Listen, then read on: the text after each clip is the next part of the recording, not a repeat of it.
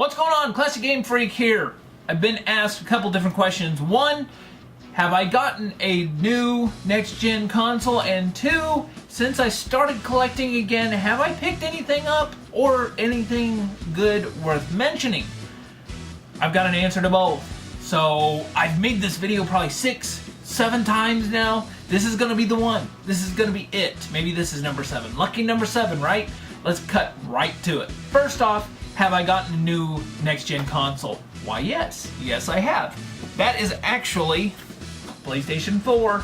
No, this ain't just a box. I have it in there, but I'm lazy, so I thought I'd show the box. It's good. I like it. I didn't just hate on Xbox One and say, no, I'm not getting an Xbox One, I'm getting a PS4. It was a little cheaper. They had a few of them in, and well, I waited 5 hours to get that out in the cold at 5 o'clock in the morning in 17-degree weather. It was very unpleasant to get my PS4. Needless to say, I don't play it as much as I should, but hopefully that'll change now that my work hours have changed, shifted to where I have a little bit more time off. Let's hope. I knew I needed a PS4 game, so I went ahead and picked up some time ago Assassin's Creed 4 Black Flag. Great game. Haven't played the multiplayer yet. I'm not a big multiplayer guy, so played that. The naval battles are just epic, and I mean, how much more epic can you get than freaking assassins and pirates? I mean, Edward Kenway isn't really an assassin so far, but he's just stone cold, stone cold killer. Awesome though. I like him. I've only gotten a few NES games, 6 of them. Nothing great, nothing rare, so let's just cut right to it. First off, Mickey's Mousecapades. Good little side-scrolling game. Can't complain. Star Tropics 2, Zoda's Revenge. While I have never played this one, I did play the first one and I did love it. I don't think I played this because it was later in the NES's life, and I was more interested in Super Nintendo and Sega Genesis at that time, so to find that, a couple bucks, great. My favorite chess game of all time, hands down, played this on PC so much. Knight versus Knight, Monty Python and the Holy Grail style, epic, love it. That's Battle Chess. I forgot that I already had a copy of this game, but I picked it up again because I do want to play it. I've heard it's bad, but I wanted to try it, so that's actually Toxic Crusader. Plus it kind of stands out, so you know, I like the colors on it. What can I say? I'm attracted to it. Shiny objects, anything like that. Just straight up attracted. Got Bump and Jump, filler title. It's a good game. It's an okay game. But filler that really needs to be cleaned before it even touches my NES. I've never heard of it, never played it, never seen it. I don't know what kind of game it is. But that is Dash Galaxy in the Alien Asylum. So I think I might do a review on this. I really do. I wanted to review a game I'd never played, and I've never emulated this. I've never heard of it. I had never seen it. Now I've seen it 2 or 3 times since I picked this up. And the cover just looks really interesting. Let me put in on that a little bit there. Kind of reminds me of Roger Wilco in Space Quest 5. It, yeah, just really appealing. It looks like it might be right up my alley, so we'll see. One thing I've begun doing is trying to get all of my personal favorite games complete in box. And I don't normally go on eBay to get any deals, but there was one game in particular that I've never seen out in the wild, and it's not a super rare game or anything like that, but I was looking and perusing on eBay and I saw the box for a really good deal on there. And I just was like, yeah, let's start out with the box, let's get the game and then the manual, complete that. I'm going to start completing some of the games that I have here instead of just a bunch of cartridges on my shelf like you see back here. Get the full games and start that out. One of the most cinematic games on the SNES. Really enjoyed it when my uncle first showed it to me, and that's Out of This World. I'm glad to have the box for that, you know, I mean, still, starting out right, I guess. While a buddy of mine and I were out, we went up to a game store and I managed to find a couple good titles. First off was like one of the cheap purchases of the day. I have this game in the 6-pack on the Sega Genesis, but I didn't have this game standalone. And that's a shame, because if you have a Genesis, I think this is one of the games besides like Sonic that you have to own for the Sega Genesis. It's kind of a Genesis staple, and that's actually Golden Axe. The first Sega Genesis game I ever played. I managed to pick this up for $10, complete, even had the poster for Toe Jam and Earl in it. Couldn't believe it, was glad to get it in my collection. I wanted to find it out in the wild. I had been thinking about purchasing it on eBay. But like I said, first game I've ever played on the Sega Genesis, and that is Phantasy Star 3, Generations of Doom. I love this RPG. As a matter of fact, the Phantasy Star Collection on the Game Boy Advance was the game I bought with my Game Boy Advance whenever I first purchased that. So it hit me for 2 different consoles. Phantasy Star, first game I ever played for them. And then my last purchase for that day, I think I spent $30 on it. It's only the game in the box, but I've never seen this game really in the wild. And I was really happy to find it. And since I got Secret of Evermore here recently, I had to pick up this game, and that's actually Secret of Mana. To find it with its box for $30, I was like, well, yeah, why not? The box is a little rough. It got some sticker residue, and it's concave on each side, but I'm gonna work on this box. We're gonna see what kind of result we can get out with this. I've read online that there's a method you can use to iron the box. Let's see how it turns out. No matter what the result is, I'm gonna film it. You guys are gonna get to see if I ruin my Secret of Mana box. I've never tried this before. I hope it turns out, because I really am glad to have this in my collection. Have a video up showing my trip to a place called Arcadia Retrocade. Had a blast that day, but after we were done playing the games there, we went to a few game stores and I found 4 titles that I had to have in my collection. First off, this one I actually traded off. This was one of the titles I traded off for my Centipede cabinet. And it, you know, I kind of wanted it back. I wanted to collect the games anyway, so for $10, it's about right for it. And that's actually Pokemon Leaf Green. Glad to have that back. Very great. One of my all-time favorite Sega Genesis games, simply because it's kind of out there, it's really obscure, and it has a great 2-player mode. This game spawned 2 sequels, one on the 3DO and one on the PC. The one I do recommend is part 2 of this. You can get it on PC for free. You just Google it. I have fun with it on PC. I still have it on my computer. But that's actually Star Control. And this game, it's so odd, and it was so hard to get into at first. But my cousins and I spent hours upon hours of this game. This was the game to play 2-player. I highly recommend it because it's so out there in left field. This game I had, my ex actually had kind of stolen it when her and I split up, and I was kind of sad. That's the only thing I miss in our relationship, was this title, and along with Guilty Gear, Accent Core, and then Soul Calibur 3. Anyway, this game I loved when I got it. I got it when it first came out. It was hard as hell at first, but as you play it, it got better, and it made you go back for more. It was kind of a relaxing thing for me whenever I get off work and play this game. No, it doesn't teach you how to play the guitar. It doesn't try to, but this one had some great covers to some great songs, and the game I'm talking about, if you haven't been able to guess by now, is, what's it called? Guitar Hero. This game's great. I love the Guitar Hero series. I have 1, 2, and 3 on the PS2. Still play it on the PS2. Love it. This game, I gotta cut this one short because I could talk all day about this. This game came out the very day that I ended up meeting my best friend. I was training him that day at work, and it's just, this game was sitting on my desk. I had gone and gotten it at my lunch break.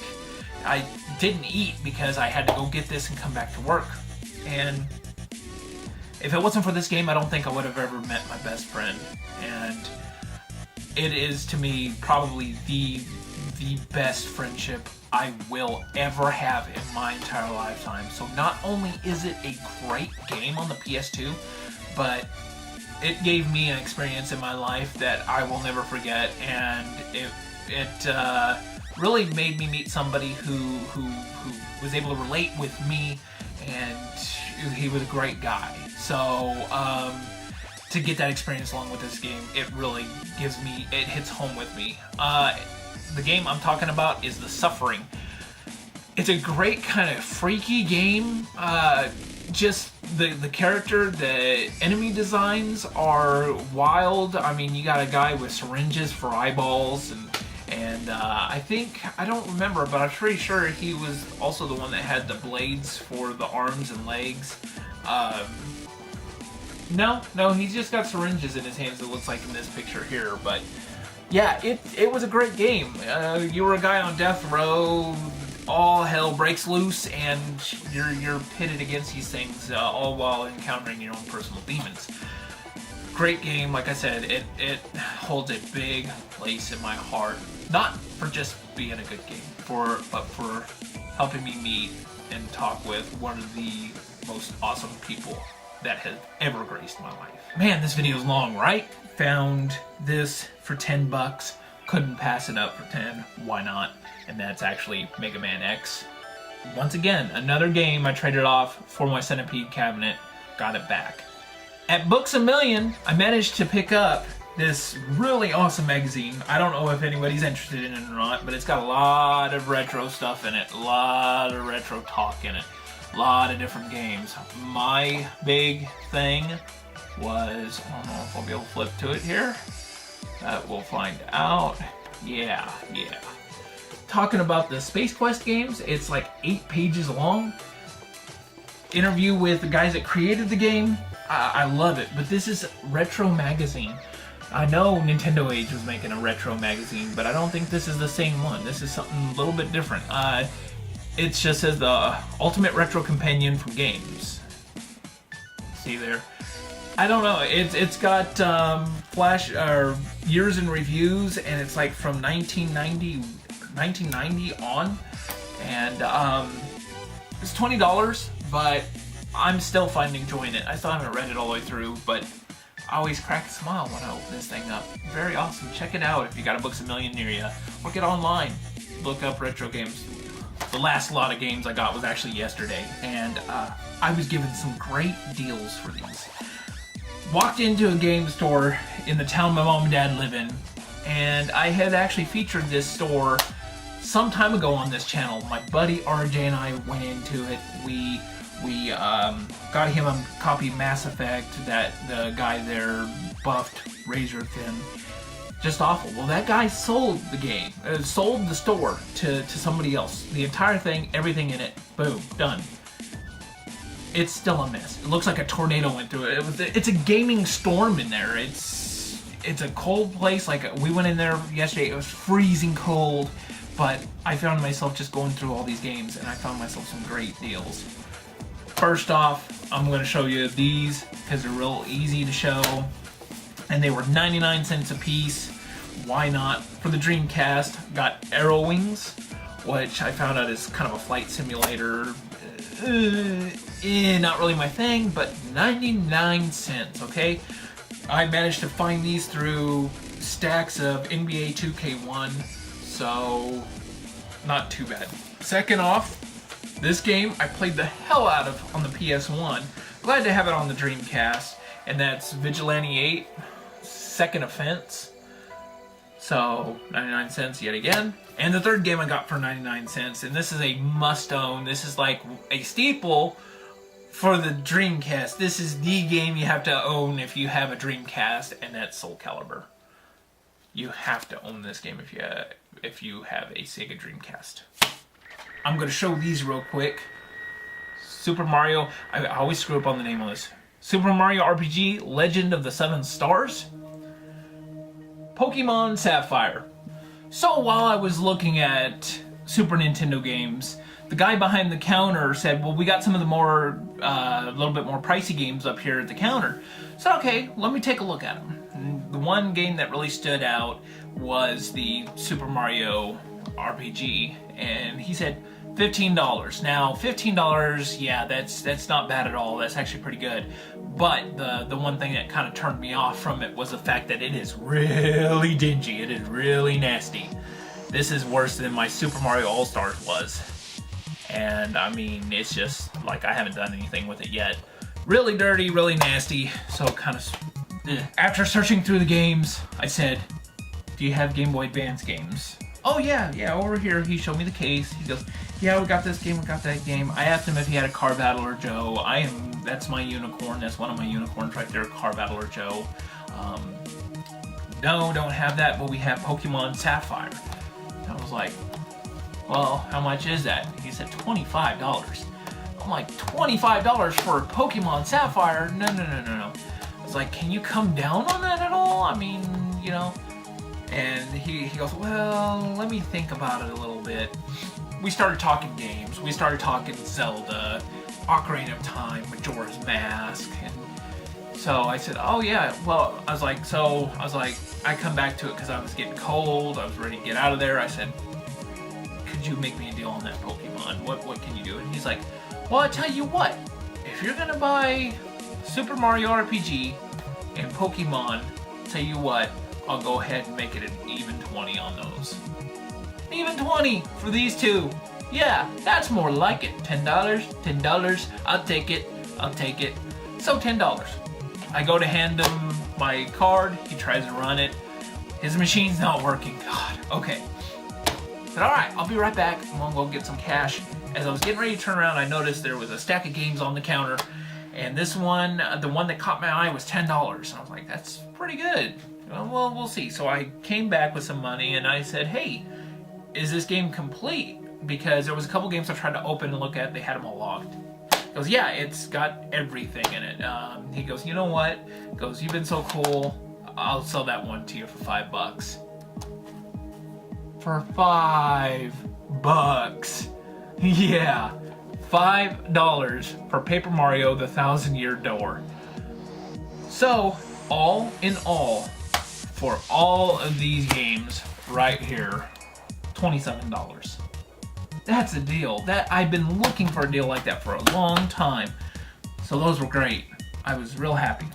So there you have it. There's my pickups. And here is my long ass video showing you guys everything I've picked up so far. And this has actually been everything. So I'm gonna try to make more pickups since I've been getting asked about it. You guys seem to want to see it. So I'm gonna show you guys exactly what I've picked up. And I'm real excited to see what else I can get. Tis the season to find some decent titles. So maybe you guys will get just as lucky as I have. I've been real happy with this.